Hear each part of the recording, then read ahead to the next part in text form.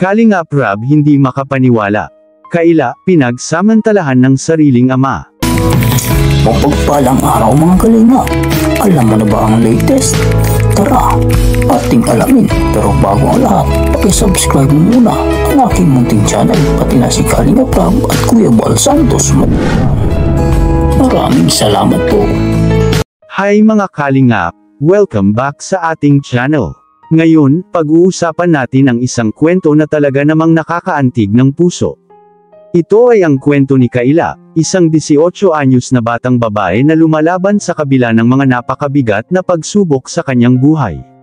Sa vlog ni Kalingap Rab, nakita natin kung paano siya nagsusumikap sa araw-araw sa pamamagitan ng pagbubuhat ng buhangin para kumita at makatulong sa kanyang pamilya. Isa rin siyang biktima ng karahasang hindi kailanman dapat nararanasan ng sinuman. Si Kaila ay isa sa mga halimbawa ng kabataang matapang at puno ng determinasyon. Kahit na ang trabaho niya ay mahirap, hindi siya sumusuko. Nakikita natin kung paano siya nagbabanat ng buto upang mabuhay at maitaguyod ang kanyang pamilya. Ngunit sa likod ng kanyang mga ngiti at kasipagan, nariyan ang mabigat na kwento ng pang-aabuso na kanyang dinanas. Napakasakit isipin na ang kanyang sariling ama ang gumawa nito sa kanya. Isa itong paalala kung gaano kahalaga ang protektahan ang ating mga kabataan mula sa karahasan. Mga kaibigan, napakahirap pag-usapan ang ganitong mga bagay, pero mahalaga na maging bukas tayo sa mga isyu tulad nito. Ang nangyari kay Kaila ay hindi dapat nararanasan ng sinuman. Ang kanyang lakas ng loob na magpatuloy sa kabila ng lahat ay isang inspirasyon para sa ating lahat.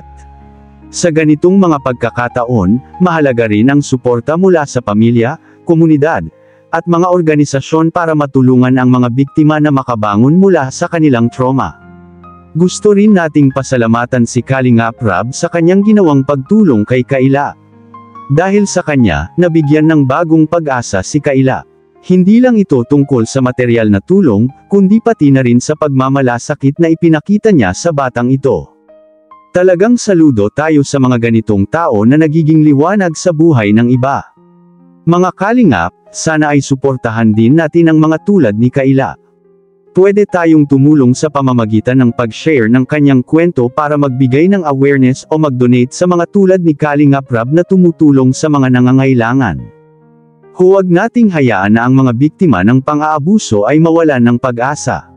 Magtulungan tayo para sa isang mas ligtas na komunidad. Maraming salamat sa inyong panunood. Huwag kalimutang mag-like, mag-subscribe, at i-share ang video na ito para mas marami pa ang maabot ng kwento ni Kaila. Tandaan, kahit gaano kabigat ang pagsubok, may pag-asa at pagmamahal na naghihintay.